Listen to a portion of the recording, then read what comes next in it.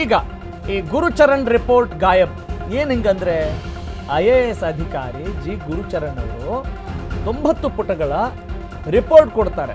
ಆದರೆ ಅದು ಎಸ್ಕಾಂಗಳಿಗೆ ಎನರ್ಜಿ ತುಂಬೋದು ಹೇಗೆ, ಆರ್ಥಿಕ ಸ್ಥಿರತೆ ಹೇಗೆ ಅಂತಿದ್ದಂಥ ವರದಿ.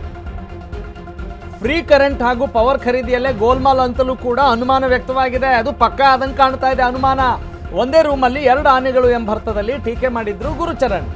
ಇಂಧನ ಇಲಾಖೆಗೆ ಕಾಯಕಲ್ಪ ಕೊಡಬೇಕಾದ ಅವರ ರಿಪೋರ್ಟ್ ಇದೆಯಲ್ಲ, ಆ ರಿಪೋರ್ಟೇ ಗಾಯಬ್ ಕಣ್ರಿ. ಆ ರಿಪೋರ್ಟೇ ಮಾಯಾ, ಮಂಗ್ ಮಾಯಾ. ಗುರುಚರಣ್ ಸಮಿತಿ ವರದಿ ಗಾಯಬ್ ಮಾಡಿದ್ಯಾರು? ಅದಕ್ಕೆ ಮಾತ್ರ ಉತ್ತರನೇ ಸಿಗಲ್ಲ. IAS ಅಧಿಕಾರಿ ಜಿ ಗುರುಚರಣ್ ಅವರ 90 ಪುಟಗಳ ಆ ಒಂದು ರಿಪೋರ್ಟ್, ಅದರಲ್ಲಿ ಏನೆಲ್ಲ ಇತ್ತು, ಹೇಗೆ ಏನು ಮಾಡಬೇಕು, ಆರ್ಥಿಕ ಸ್ಥಿರತೆ ಹೇಗೆ ಕಾಪಾಡ್ಕೊಳ್ಬೇಕಲ್ಲ, ಆದರೆ ಅದನ್ನೇ ಎಗರಿಸ್ಬಿಟ್ರೆ, ಗಾಯಬ್ ಮಾಡಿಬಿಟ್ರೆ ಏನು ಹೇಳೋಕ್ಕಾಗುತ್ತೆ? ಅಂಥ ಅತಿರಥ ಮಹಾರಥರು ಇಲ್ಲಿದ್ದಾರೆ.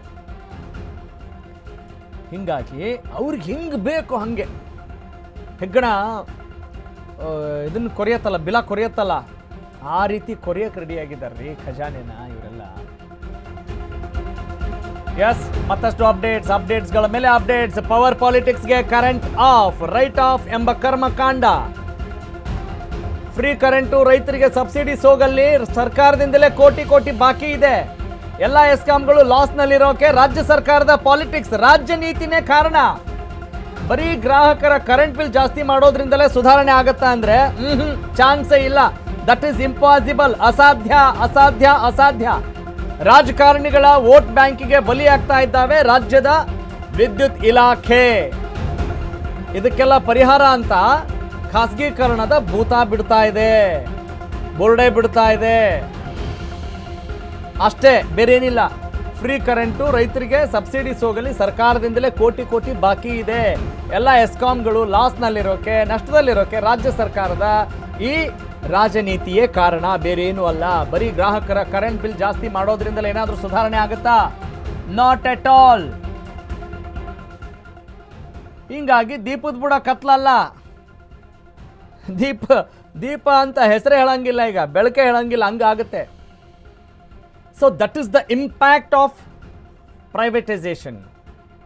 ಖಾಸಗೀಕರಣದ ಅಪಾಯಕಾರಿ ಪರಿಣಾಮಗಳು. ಇದು ವಿದ್ಯುತ್ ವಾಣಿ. ಹಾಗಾದರೆ ಸರ್ಕಾರದ ಅಂತರ್ವಾಣಿ ಕೇಳಿಸ್ಬೇಕಲ್ವಾ? ಹಾಗಾಗಿ ಸರ್ಕಾರ ಏನು ಮಾಡ್ತಾ ಇದೆ, ಯಾವ ರೀತಿ ಆಟ ಆಡ್ತಾ ಇದೆ? ಹಿರಿಯ IAS ಆಫೀಸರ್ ಜಿ ಗುರುಚರಣ್ ಅವರು ಕೊಟ್ಟಂಥ ಆ ವರದಿನೇ ಮಂಗ್ ಮಾಯ ಆಗಿದೆ. ಆ ರಿಪೋರ್ಟಲ್ಲಿ ಏನಿತ್ತು ಅಂತ ಹೇಳಿದರೆ, ಹೇಗೆ ನಾವು ಕನ್ಸಿಸ್ಟೆನ್ಸಿ ಮೇಂಟೈನ್ ಮಾಡಬಹುದು, ಹೇಗೆ ಇಲಾಖೆಯನ್ನು ಸುಧಾರಿಸ್ಬೋದು ಅಂತಿತ್ತು. ಎಸ್, ಈಗ ಎಸ್ಕಾಂಗಳೇನಿದ್ದಾವೆ ನಷ್ಟದ ಸುಳಿಯಲ್ಲಿ ಇದ್ದಾವೆ. ವಿದ್ಯುತ್ ಸರಬರಾಜು ಕಂಪನಿಗಳ ನಷ್ಟಕ್ಕೆ ಯಾರು ಕಾರಣ? ಬೇರಾರು ಅಲ್ಲ, ನೇರವಾಗಿ ನಮ್ಮ ಸರ್ಕಾರವೇ ಕಾರಣ, ನಮ್ಮ ಸರ್ಕಾರವೇ ಹೊಣೆ. 2022ರಲ್ಲಿ ಸಬ್ಸಿಡಿ ಮೊತ್ತ 6,219 ಕೋಟಿ ರೂಪಾಯಿ ರೈಟ್ ಆಫ್ ಇತ್ತು. 2024ರಲ್ಲಿ ಗ್ರಾಮೀಣ ಸ್ಥಳೀಯ ಸಂಸ್ಥೆಗಳ 1,252 ಕೋಟಿ ರೂಪಾಯಿ ಬಡ್ಡಿ ಮನ್ನಾ. ಫ್ರೀ ಕರೆಂಟ್ ಸ್ಕೀಮ್ಸ್ ಇದೆಯಲ್ಲ, ಆ ದುಡ್ಡು ಸೇರಿದಂತೆ ಸಬ್ಸಿಡಿ ಇಡುಗಂಟು ಕೊಡ್ತಾ ಇಲ್ಲ ಸರ್ಕಾರ.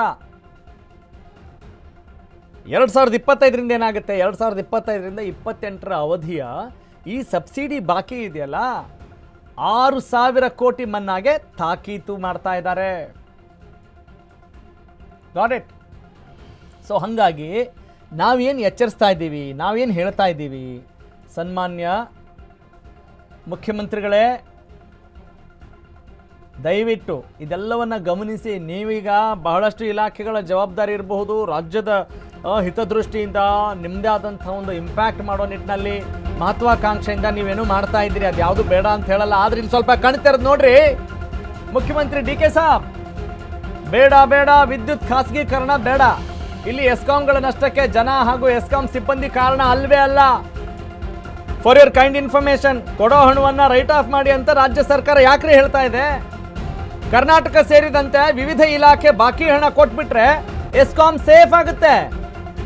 ರಾಜ್ಯ ಸರ್ಕಾರ ಪಾವತಿಸೋ ಆ ಬಾಕಿ ಹಣ ಡಿಲೇ ಆದರೆ, ಲೇಟ್ ಆದರೆ ಬಡ್ಡಿ ಸೇರಿಸಿ ಕೊಡಲೇಬೇಕು. ಕರೆಂಟ್ ಸಪ್ಲೈನಲ್ಲಿರೋ ಎಸ್ಕಾಂಗಳ ಆ ಸಮಸ್ಯೆಯನ್ನು ಸ್ವಲ್ಪ ಕಣ್ಣು ತೆರೆದು ಕಣ್ಣು ಬಿಟ್ಟು ನೋಡಿ ಸ್ವಾಮಿ CM ಸಾಹೇಬ್ರೆ, ಅಷ್ಟೇ ಮಾಡಬೇಕಾಗಿರೋದು. ಒಂದು ಸಲ ನೀವು ಗಮನ ಹಾಕಿದರೆ ಸಾಕು. ಅಥವಾ ನಿಮ್ಮಲ್ಲಿ ನಿಮ್ಮ ನೆಚ್ಚಿನ ಅಧಿಕಾರಿಗಳು ಇದೇನಾದರೂ ಮಾನಿಟರ್ ಮಾಡ್ತಾರಾ, ನಿಮ್ಗೇನಾದರೂ ಕಂಪ್ಲೀಟ್ ಇನ್ಫಾರ್ಮೇಷನ್ ಬೇಕಾ, ಬನ್ನಿ ಅಶ್ವವೇಗ ನ್ಯೂಸ್ನ ನೋಡಿ, ಈ ರಿಪೋರ್ಟ್ನ ಗಮನಿಸಿ. ಇದರಲ್ಲಿ ಏನಾದರೂ ಹೆಚ್ಚು ಕಮ್ಮಿ ಆಗಿದ್ರೆ ಕೇಳಿ ಅಲ್ಲ, ನಮಗೂ ಕೇಳಿ ಅಲ್ಲ. ನಾವು ಹೇಳ್ತಾ ಇರೋದು ಸರಿ ಇದೆಯಾ, ಸತ್ಯಕ್ಕೆ ದೂರ ಇದೆಯಾ, at least we can correct ourselves. ಏನಿಲ್ಲ. ಎಸ್, ಈಗ MG ಪ್ರಭಾಕರ್ ಯಾರಿವರು? ಇವರು ವಿದ್ಯುತ್ ತಜ್ಞರು ಹಾಗೂ KERCಯ ಮಾಜಿ ಸಲಹೆಗಾರರು ಕೂಡ ಹೌದು. ಏನಿದ್ರೆ ಹಕ್ಕಿಕತ್ ಕಂಪ್ಲೀಟಾಗಿ ಹೇಳ್ತಾರೆ. ಪ್ರಭಾಕರ್ ಸರ್ ನಮಸ್ಕಾರ. ರಾಘವ ಸೂರ್ಯ ಮಾತಾಡ್ತಾ ಇದ್ದೀನಿ ಅಶ್ವವೇಗ ನ್ಯೂಸ್ನಿಂದ. ಪ್ರಭಾಕರ್ ಸರ್, ನನ್ನ ಧ್ವನಿ ಕೇಳಿಸ್ತಾ ಇದೆಯಾ ನಿಮಗೆ? ಎಸ್ ಸರ್, ರಾಘವ ಸೂರ್ಯ ಅಂತ ಅಶ್ವವೇಗ ನ್ಯೂಸ್ನಿಂದ ಮಾತಾಡ್ತಾ ಇದ್ದೀನಿ. ಈಗ ಈ ಕರೆಂಟ್ ಕರ್ಮಕಾಂಡಕ್ಕೆ ಸಂಬಂಧಪಟ್ಟ ಹಾಗೆ, ಖಾಸಗೀಕರಣಕ್ಕೆ ಸಂಬಂಧಪಟ್ಟ ಹಾಗೆ ಸರ್ಕಾರ ತನ್ನದೇ ಆದಂಥ ಪೊಂಗಿ ಬಿಡ್ತಾ ಇದೆ ಅಂತ ಮೇಲ್ನೋಟಕ್ಕೆ ನಮಗೆ ಅನ್ನಿಸ್ತಾ ಇದೆ. ತಾವೊಬ್ಬ KERC ಮಾಜಿ ಸಲಹೆಗಾರರಾಗಿ, ಒಬ್ಬ ವಿದ್ಯುತ್ ಎಕ್ಸ್ಪರ್ಟ್ ಆಗಿ ಪ್ರಭಾಕರ್ ಅವರೇ ಏನು ಹೇಳ್ತೀರಿ? ಸರ್ಕಾರಕ್ಕೆ ಏನು ಹೇಳ್ತೀರಿ? DK ಶಿವಕುಮಾರ್ ಅವ್ರಿಗೆ ಏನು ಹೇಳ್ತೀರಿ? ಅವರು ಈ ಮುಂಚೆ ಈ ಖಾತೆನ ನಿಭಾಯಿಸಿದಂಥವ್ರು. ವಾಸ್ತವದಲ್ಲಿ ಖಾಸಗೀಕರಣ ಆಗಿಬಿಟ್ರೆ ಏನೆಲ್ಲ ಸಮಸ್ಯೆಗಳಾಗ್ಬೋದು ಅನ್ನೋದನ್ನು ನಿಮ್ಮ ಮಾತುಗಳಲ್ಲಿ ಕೇಳಬೇಕು ಅಂತ. Please sir, could you go head? ಈಗ ಖಾಸಗೀಕರಣ ಈಗಿರೋ ತೊಂದರೆಗಳಿಗೆ ಮದ್ದು ಅಂತ ಯಾರಾದ್ರೂ ಅನ್ಕೊಂಡಿದ್ರೆ ಬಹಳ ದೊಡ್ಡ ಮಿಸ್ಟೇಕ್ ಅದು. ಖಾಸಗೀಕರಣ ಒಂದು ಪ್ರಾದೇಶಿಕವಾಗಿ ವಿಶೇಷವಾಗಿ ಆಪರೇಟ್ ಆಗಬಹುದು ಅಂತ ಏಕೈಕ ಸೊಲ್ಯೂಷನ್. ಅದನ್ನ ಸಾರ್ವಕಾಲಿಕವಾಗಿ ಎಲ್ಲ ಪ್ರದೇಶಗಳಲ್ಲಿ ಜಾರಿಗೊಳಿಸ್ತೀವಿ ಅನ್ನೋದು ತಪ್ಪದು. ಈಗ ಟಾಟಾ ಸಪ್ಲೈ ಕಂಪನಿನವರು ಬಂದಿದ್ದಾರೆ ಅನ್ನೋದಂತೂ ಓನ್ಲಿ ಇಂಟ್ರೊಡಕ್ಷನ್ ಟು ಪ್ರೈವೇಟೈಸೇಷನ್. ಆದ್ರೆ ಇವ್ರು ಹಾಕಿರ್ತಕ್ಕಂಥ ಅರ್ಜಿನಲ್ಲಿ ಸಾಕಷ್ಟು ದೋಷಗಳಿದಾವೆ. ಆಮೇಲೆ ಹೇಗೆ ಮಾಡಬೇಕು ಅನ್ನೋದ್ರ ಬಗ್ಗೆ ಅವರಿಗೆ ಅರಿವಿಲ್ಲ. ಅನ್ನೋದನ್ನ ಕ್ರಿಸ್ಪ್ ಆಗಿ ಹೇಳ್ಬೋದಾ? Could you summarise it? ನಮ್ಮ ರಾಜ್ಯದಲ್ಲಿ ವಿದ್ಯುತ್ ಶಕ್ತಿ ಸಮಸ್ಯೆಗಳ ಏಕೈಕ ಕಾರಣ ಅಂತಂದ್ರೆ ರಾಜ್ಯ ಸರಿಯಾಗಿ ನಿರ್ವಹಣೆ ಮಾಡ್ತಾ ಇಲ್ಲ. ಸಪ್ಲೈ ಕಂಪನಿಗಳಿಗೆ ಕೊಡ್ಬೇಕಾಗಿರ್ತಕ್ಕಂಥ ಬಾಕಿನನ್ನು ಕೊಡ್ತಾ ಇಲ್ಲ. ಉದಾಹರಣೆಗೆ 2025-26 ಟ್ಯಾರಿಫ್ ಆರ್ಡರ್ ನಲ್ಲಿ 7,417 ಕೋಟಿನ ವೇವ್ ಆಫ್ ಮಾಡಿ ಅಂತ ಡೈರೆಕ್ಷನ್ಸ್ ಕೊಟ್ಟಿದ್ದಾರೆ. ಈ ಸರದ್ದು ಸುಮಾರು ಸಲ ವೇವ್ ಆಫ್ ಆಗಿದೆ ಈಗಾಗಲೇ. ಅದರಿಂದ ಈ ಸಮಸ್ಯೆಗೆ ಕಾರಣ ಈ ವಿದ್ಯುತ್ ಶಕ್ತಿ ಸಂಸ್ಥೆಗಳದ್ದಲ್ಲ, ಇದು ಸರ್ಕಾರದೇ ದೊಡ್ಡ ಪ್ರಾಬ್ಲಮ್. ಇವ್ರು ಇದನ್ನ ಸರಿಯಾಗಿ ನಿರ್ವಹಣೆ ಮಾಡ್ತಾ ಇಲ್ಲ. ಕಾಲ ಕಾಲಕ್ಕೆ ಸಬ್ಸಿಡಿನ ಬಿಡುಗಡೆ ಮಾಡ್ತಾ ಇಲ್ಲ. ಅಕಸ್ಮಾತ್ ತಡವಾಗಿ ಅವರಿಗೆ ಸಂದಾಯ ಮಾಡಿದ್ರೆ ಅದು ಕೊಡ್ಬೇಕಾಗಿದೆ, ಇಂಟ್ರೆಸ್ಟ್ ಕೊಡಲ್ಲ. ಹಾಗಾಗಿ ಸಪ್ಲೈ ಕಂಪನಿಗಳವರು ಸಾಲ ತೆಗಿಕ ಬರ್ತದೆ. ವೇವ್ ಆಫ್ ಮಾಡಿದಾಗ ಅವರು ನೆಗೆಟಿವ್ ಬ್ಯಾಲೆನ್ಸ್ ಹೋಗ್ತಾರೆ. ಉದಾಹರಣೆಗೆ 24-25 ಒಟ್ಟಾರೆ 34,980 ಕೋಟಿ ಲಾಸ್ ಅಲ್ಲಿದೆ 4 ಸಪ್ಲೈ ಕಂಪನಿಗಳು. ಆಮೇಲೆ ಬಾರೋಯಿಂಗ್ ತಗೊಂಡ್ರೆ, ಸ್ಟೇಟ್ ಗೌರ್ಮೆಂಟ್ ಕೊಟ್ಟಿರೋ ಬಾರೋಯಿಂಗ್ ತಗೊಂಡ್ರೆ ಒಟ್ಟು 42,993 ಕೋಟಿ. ಮತ್ತು ಗ್ರಾಹಕರ ಸರ್ ಒಂದು ನಿಮ್ಮಲ್ಲಿ ಮನವಿ. ಈಗ ಆ ಅಂಕಿಅಂಶಗಳು ಗೊತ್ತಾಯ್ತು ಸರ್.